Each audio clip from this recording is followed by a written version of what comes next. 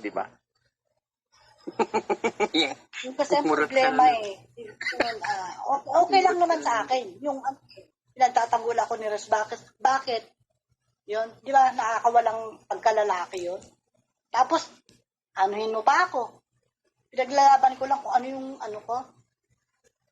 Gusto na ako ng lahat-lahat. Naglalaban ko sarili ko.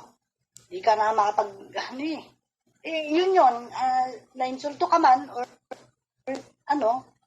nasa iyo na yan.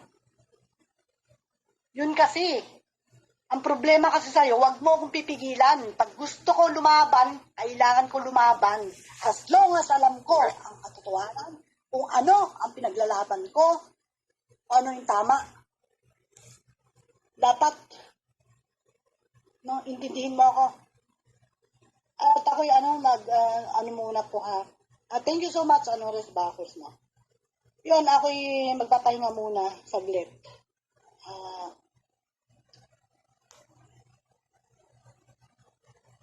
Mas maganda kasi yung yung dapat nalalaman natin kung ano man yung demonolatics na mga ganyan, ganito, ganyan. Mama mo na siya. O sige, kayo na. Piliin mo na. Yan, ganyan naman lakaran dito Dun ka, ay maniwala sa akin. Ano ba ang ginawa ko sa mama sali mo? Ano ba ang ginagawa ko dyan? Di ba? Ang daming ginawa sa akin yan. Kung meron akong kampihan. No, hindi yun Wala sa kampihan yan Kung ano yung tama at mali. Nangingibabaw kasi sa'yo. Ayoko na magsalita. I'm sorry. Bababa po muna ako saglit.